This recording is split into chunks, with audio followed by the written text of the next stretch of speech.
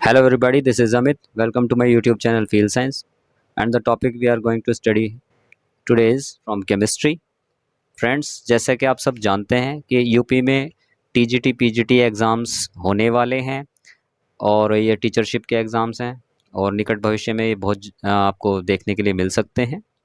तो इस एग्ज़ाम्स के लिए मेरे दिमाग में एक बात थी कि भी जो स्टूडेंट्स केमिस्ट्री या साइंस में बहुत ही हेल्पलेस फील करते हैं, उनके लिए कोई वीडियो बनाया जाए इस टाइप का, जिसमें बेसिक्स ऑफ केमिस्ट्री उनको बताए जाएँ, जिससे कि उनके जो क्वेश्चंस हैं वो सॉल्व होने में आसानी हो, उनको कोई दिक्कत ना हो। फ्रेंड्स, आपने केमिस्ट्री बहुत पढ़ी है, आपने लेक्चर्स बहुत लिए हैं, आप स्कूल बहुत गए हैं, कॉलेजेस बहुत गए हैं, आपने नोट्स बहुत बनाए हैं, बुक्स बहुत पढ़ी हैं। मैं आपकी हेल्प कर सकता हूँ। अब तक आपने जो सीखा है या जो भी आप नहीं सीख पाए हैं, उसको करेक्ट करने में थोड़ा बहुत हेल्प आपकी कर सकता हूँ मैं। जो वीडियो मैंने बनाया है ये इक्वली सबके लिए इम्पोर्टेंट है और इक्वली ये हेल्पफुल साबित होगा सभी लोगों के लिए जिनको भी केमिस्ट्री में थोड़ी सी भी कोई भी समस्या है, कुछ भी उनको प्रॉब्लम है, चाहे बेसिक है, चाहे वो नॉन साइंस बैकग्राउंड वाले हैं या साइंस बैकग्राउंड वाले हैं, या जो भी हैं, जो भी बिगनर्स हैं, जो भी अपने आप को केमिस्ट्री में हेल्पलेस महसूस करता है, वो इस वीडियो को देख करके अपनी प्रॉब्लम्स को बहुत हद तक दूर कर सकता है।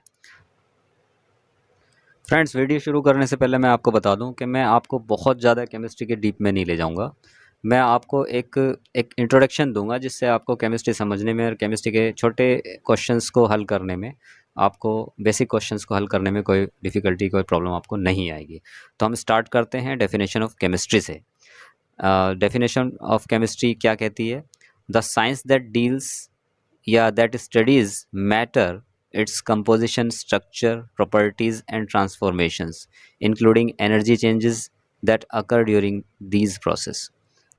केमिस्ट्री के डेफिनेशन के अनुसार केमिस्ट्री वो साइंस है जो मैटर की स्टडी करती है, उसकी कंपोजिशन की स्टडी करती है, स्ट्रक्चर की स्टडी करती है, उसकी प्रॉपर्टीज़ की स्टडी करती है और ट्रांसफॉर्मेशंस की स्टडी करती है। ट्रांसफॉर्मेशन का मतलब होता है एक मैटर का दूसरे मैटर में चेंज होना, और इसमें जो एनर्जी चेंजेस होते हैं कि एनर्जी रिलीज़ हो रही है या एनर्जी एब्जॉर्ब हो रही है, तो ये सब चीज़ की जो स्टडी है वो केमिस्ट्री में आती है। इसमें मैटर की कंपोजिशन आती है। मैटर मतलब पदार्थ। पदार्थ का मतलब होता है कुछ भी आप जो देखते हैं अपने चारों तरफ वो पदार्थ है। वो मैं आगे बताऊंगा कि मैटर क्या है। सॉलिड, लिक्विड, गैस, जो भी है, लोहा, लकड़ी, प्लास्टिक, कुछ भी, डीजल, पेट्रोल, कुछ भी आप देखते हैं तो वो सब मैटर है। जो भी आपको आंखों से दिखाई देता है वो सब मैटर है। तो उसकी कंपोजिशन क्या है? कंपोजिशन का मतलब है कि वो कैसे बना है, उसमें क्या क्या चीज़ें मिली हुई है, कंपोजिशन। और उसके स्ट्रक्चर क्या है और उसकी प्रॉपर्टीज़ क्या है, क्या उसके गुण हैं, और एक पदार्थ दूसरे पदार्थ में किस तरीके से चेंज होता है, इन्हीं सब चीज़ की स्टडीज़। और जो एनर्जी चेंजेस होते हैं, ट्रांसफॉर्मेशंस जब होती हैं पदार्थ की, तो उन सब चीज़ की जो स्टडी होती है वो केमिस्ट्री में स्टडी करी जाती है। यही है डेफिनेशन ऑफ केमिस्ट्री। अब हम बात करते हैं टाइप्स ऑफ केमिस्ट्री। केमिस्ट्री कितने टाइप की होती है? वैसे तो केमिस्ट्री बहुत टाइप की, केमिस्ट्री की इतनी ब्रांचेज हैं, बहुत ज़्यादा ब्रांचेज हैं केमिस्ट्री की। लेकिन बेसिकली केमिस्ट्री 3 टाइप की होती है। एक है इनऑर्गेनिक केमिस्ट्री, दूसरी है ऑर्गेनिक केमिस्ट्री और तीसरी है फिज़िकल केमिस्ट्री।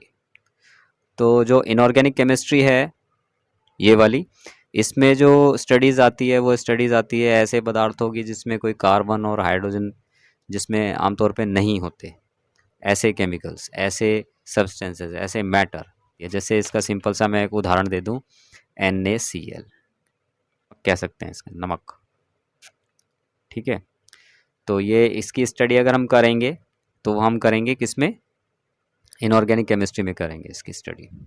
अब दूसरी जो केमिस्ट्री आती है वो आती है ऑर्गेनिक केमिस्ट्री। ऑर्गेनिक केमिस्ट्री में जितने भी हम स्टडी करते हैं वो ऐसे केमिकल्स की हम स्टडी करते हैं जिनमें कार्बन और हाइड्रोजन वगैरह होते हैं। बेसिकली कार्बन जिनमें पाया जाता है उसकी हम उन पदार्थों की हम स्टडी करते हैं ऑर्गेनिक केमिस्ट्री में। ऑर्गेनिक केमिस्ट्री में जैसे हम स्टडी करते हैं ग्लूकोज की स्टडी करते हैं। जैसे ग्लूकोज है, ये ग्लूकोज, ग्लूकोज का फॉर्मूला होता है। हम बात करें सुक्रोज की या चीनी की, ठीक है। और भी बहुत सारी चीज़ें हैं जिनकी हम स्टडी, जैसे सपोज़ करो हम स्टडी करते हैं विनेगर की,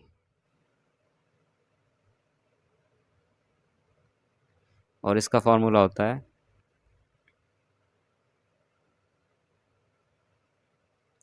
ठीक है। तो इन इस टाइप के जितने भी पदार्थ होते हैं, इनकी स्टडी किस में आती है? ऑर्गेनिक केमिस्ट्री में आती है। अब हम बात करते हैं फिजिकल केमिस्ट्री की। फिजिकल केमिस्ट्री या भौतिक रसायन इसको हम बोलते हैं।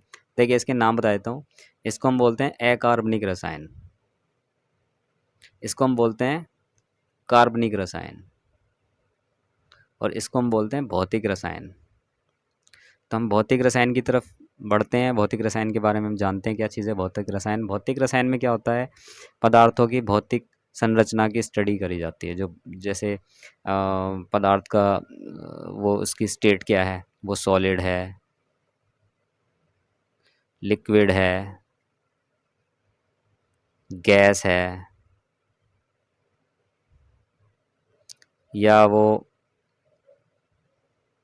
उसका कलर कैसा है, पदार्थ का कलर कैसा है, उसकी पीएच क्या है, ठीक है।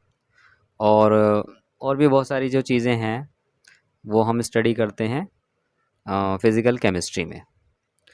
तो ये तीन ब्रांचेस, बेसिकली तीन ब्रांचेस हैं। आपके लिए बेसिकली इतना ही जानना भी काफ़ी है कि मतलब अ, ये जो केमिस्ट्री की कितनी ब्रांचेस होती हैं। हमारा और ज़्यादा, बहुत ज़्यादा डीप हमारा केमिस्ट्री से भी कोई लेना देना हमारा है नहीं। मैंने ये वीडियो सिर्फ इसलिए बनाया है बिगिनर्स के लिए, ताकि वो समझ सकें कि बेसिक क्वेश्चंस हम किस तरीके से अपने सॉल्व कर सकते हैं। बात करते हैं मैटर की। मैटर यानी पदार्थ। Anything that occupies space and has mass is known as matter. कोई भी वस्तु जो स्पेस घेरती है, जगह घेरती है, और जिसके अंदर वजन होता है, उसको हम मैटर कहते हैं। जैसे कि वाटर है, ऑयल है, कोल है, वुड है, ऑक्सीजन, नाइट्रोजन, कार्बन डाइऑक्साइड, जो भी आपको दिखता है, मिट्टी, पत्थर, कुछ भी आपको दिखता है वो मैटर होता है। अब बात करते हैं एलिमेंट या तत्व की। प्योर सब्सटेंसेस या शुद्ध पदार्थ।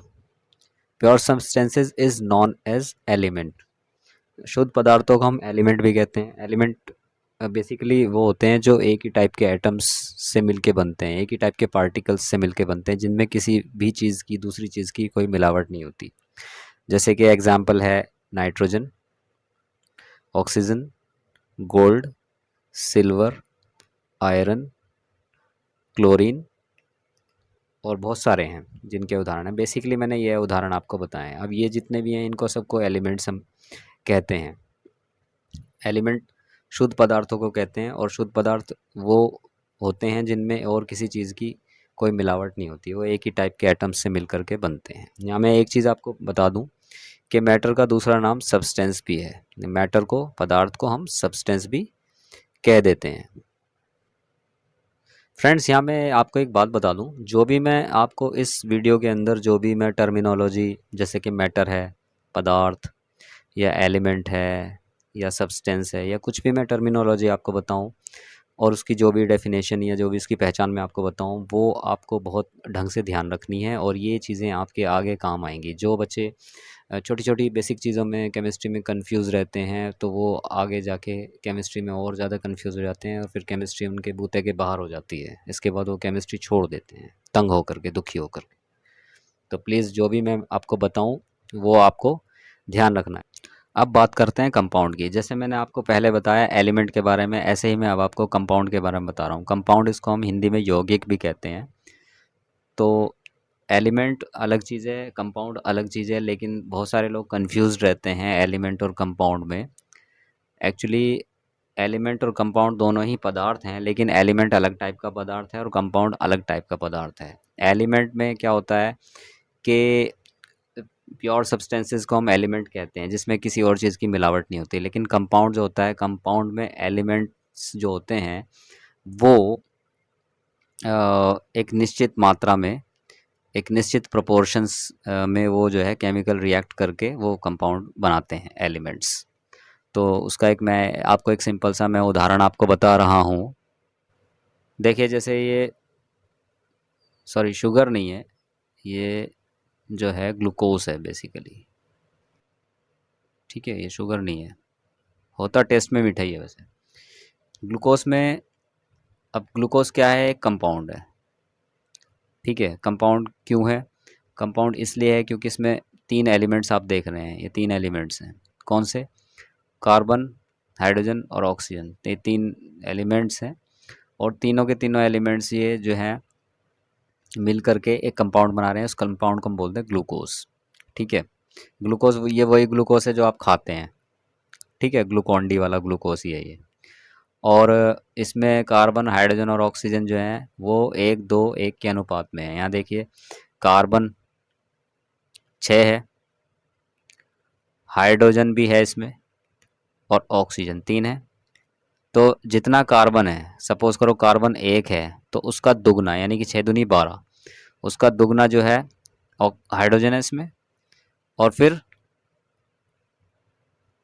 1 गुना ही इसमें ऑक्सीजन है। कि कार्बन, हाइड्रोजन, ऑक्सीजन का जो अनुपात है, यानी कि इनका जो रेशियो है, वो रेशियो 1:2:1 का रेशियो है, ठीक है। और ये ऐसे ही, ये नहीं है कि कार्बन, हाइड्रोजन और ऑक्सीजन ऐसे ही मिला के रख दिए गए हैं तो ग्लूकोज बन गया, नहीं। ये आपस में केमिकली रिएक्ट करके जो है बॉन्ड्स बनाते हैं, और निश्चित अनुपात में, निश्चित मात्रा में ये रहते हैं, तो ये कंपाउंड बनता है।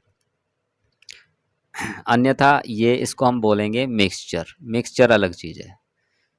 मिक्सचर जो है ये अलग चीज़ है, इसको मिश्रण बोलते हैं हिंदी में, मिश्रण, मिश्रण, ठीक है। मिक्सचर, कंपाउंड अलग चीज़ है, मिक्सचर अलग चीज़ है। मिक्सचर में क्या होता है? मिक्सचर में जैसे सपोज कीजिए चावल ले लिया हमने, चावल, ठीक है, चावल में हमने दाल मिला ली, ठीक है। और चावल सपोज करो 1 किलो ले ली हमने, और दाल हमने ½ kg इसमें डाल दी, ठीक है। तो चावल और दाल का मिक्सचर बन गया ये आप कहोगे ये कंपाउंड है, कंपाउंड नहीं है ये मिक्सचर है। मिक्सचर में क्या होता है कि चावल ने दाल से कोई रिएक्ट नहीं किया हुआ है। चावल अलग चीज़ है, दाल अलग चीज़ है। और हाँ, इसमें क्या होता है कि इसको आप बढ़ा करके इसको 2 किलो कर दो, 3 किलो कर दो, इसको और कम कर दो या ज़्यादा कर दो, तो इनका प्रोपोर्शंस जो है कम ज़्यादा हो सकता है। जो मिक्सचर के जो कंपोनेंट्स होते हैं, या मिक्सचर के जो कंपोनेंट्स होते हैं उनको कम ज़्यादा किया जा सकता है, लेकिन जो कंपाउंड के जो कंपोनेंट्स होते हैं, जैसे अब ये कंपाउंड है ग्लूकोज, ग्लूकोज में 3 ये इसके कंपोनेंट्स हैं, कार्बन, हाइड्रोजन, ऑक्सीजन। तो अगर मैं कहूँ, अगर मैं सोचूं कि इसमें कार्बन 6 की जगह 8 कर दूं या 7 कर दूं या 5 कर दूं, तो ऐसा पॉसिबल नहीं है। फिर ये कुछ और बन जाएगा, फिर ये ग्लूकोज नहीं रहेगा, ठीक है। लेकिन मिक्सचर में क्या होता है कि ये जो हैं चीज़ें, ये कम या ज़्यादा हो सकती हैं, यानी कि इसके कंपोनेंट्स की जो प्रोपोर्शंस हैं वो बदले जा सकते हैं, इसमें बदले नहीं जा सकते। तो ये डिफरेंस है कंपाउंड और मिक्सचर में, ठीक है। मिक्सचर की अगर मैं एक उदाहरण आपको और दूं, तो एक उदाहरण ये है कि इसमें अगर सपोज़ करो आप पानी डालते हैं, किस में डालते हैं? दूध में, ठीक है। तो पानी आप आधा लीटर भी डाल सकते हैं, ठीक है। दूध आप 1 लीटर हो सकता है आपका, ठीक है। और ये दोनों प्रोपोर्शंस कम ज़्यादा हो सकते हैं, ठीक है। तो ये पानी और दूध का जो है वो मिक्सचर बनेगा, ना कि कंपाउंड बनेगा, ठीक है। कंपाउंड जब बनता है जब केमिकली रिएक्ट करते हैं, उसके जो एलिमेंट्स होते हैं वो रिएक्ट करते हैं आपस में और बॉन्ड बनाते हैं, तब कंपाउंड बनता है। तो ये एक बहुत बड़ा डिफरेंस है जो मैंने बताया है। अधिकतर बच्चे इसमें कंफ्यूज रहते हैं मिक्सचर और कंपाउंड में, ठीक है। तो आई थिंक आपके कंपाउंड और मिक्सचर वाला जो ये कॉन्सेप्ट है ये आपके समझ में आ गया होगा। तो देखते हैं फ्रेंड्स कौन कौन से टॉपिक हमने कवर कर लिया आज। Definition of chemistry, classification of chemistry, matter, classification of matter ये बाद में देखेंगे, structure of atom, structure of atom. Friends चलते हैं अपने टॉपिक की तरफ, स्ट्रक्चर ऑफ एटम। तो फ्रेंड्स यहाँ से हम अपने मेन टॉपिक की तरफ चलते हैं, स्ट्रक्चर ऑफ एटम। लेकिन स्ट्रक्चर ऑफ एटम की तरफ चलने से पहले जो भी वीडियो में नए हैं स्टूडेंट्स, वो प्लीज़ वीडियो को लाइक कर दीजिए, चैनल को सब्सक्राइब कर दीजिए, और ज़्यादा से ज़्यादा वीडियो को सर्कुलेट कीजिए, अपने फ्रेंड्स को भेज दीजिए, ताकि आपके साथ साथ उनका भी भला हो जाए। स्ट्रक्चर ऑफ एटम को पढ़ने से पहले हम देख लेते हैं कि कोई भी पदार्थ जो मैटर होता है या पदार्थ होता है वो बहुत छोटे छोटे पार्टिकल्स से मिलके बनता है। बहुत छोटे छोटे पार्टिकल्स, ऐसे पार्टिकल्स जिनको आप आंखों से नहीं देख सकते, ऐसे पार्टिकल्स से मिलके बनता है। और उन पार्टिकल्स को हम बोलते हैं मॉलिक्यूल। ठीक है, ये पार्टिकल्स बिल्कुल भी आंखों से नहीं देखे जा सकते, इन पार्टिकल्स को हम मॉलिक्यूल कहते हैं। और मॉलिक्यूल जो होता है और अपने से भी छोटे छोटे पार्टिकल्स से मिलके बना होता है, इन पार्टिकल्स को हम बोलते हैं एटम या परमाणु। मॉलिक्यूल्स अणु, एटम परमाणु, कंफ्यूज मत हो जाना। अणु बड़ा होता है, परमाणु छोटा होता है। एटम मिलते हैं जब तो मॉलिक्यूल्स बनते हैं। एक मॉलिक्यूल जब बनता है, वन मॉलिक्यूल जब बनता है तो कम से कम 2 एटम्स चाहिए। ठीक है, और ज़्यादा से ज़्यादा चाहे कितने भी हों, ज़्यादा से ज़्यादा चाहे वो इनफाइनाइट कुछ भी हों, लेकिन कम से कम 2 एटम्स चाहिए एक मॉलिक्यूल के बनने के लिए। ठीक है, और बहुत सारे मॉलिक्यूल्स मिलकर के क्या बनाते हैं, पदार्थ बनाते हैं, सब्सटेंस बनाते हैं, मैटर बनाते हैं। ठीक है, और एटम की अगर हम बात करें, ये सबसे छोटा यूनिट होती है, किसी भी सब्सटेंस की सबसे छोटी यूनिट है परमाणु या एटम। लेकिन ये भी अपने से छोटे पार्टिकल्स से मिलके बना होता है, जिनको हम बोलते हैं इलेक्ट्रॉन, प्रोटॉन और न्यूट्रॉन। ठीक है, इलेक्ट्रॉन, प्रोटॉन, न्यूट्रॉन मिलकर के एटम बनाते हैं, और कम से कम 2 एटम मिलके एक मॉलिक्यूल बनाते हैं। ज़्यादा से ज़्यादा कितने भी एटम हो, जैसे अब मैं बात बता रहा हूँ आपको, एक मॉलिक्यूल मैं दिखा रहा हूँ आपको, ये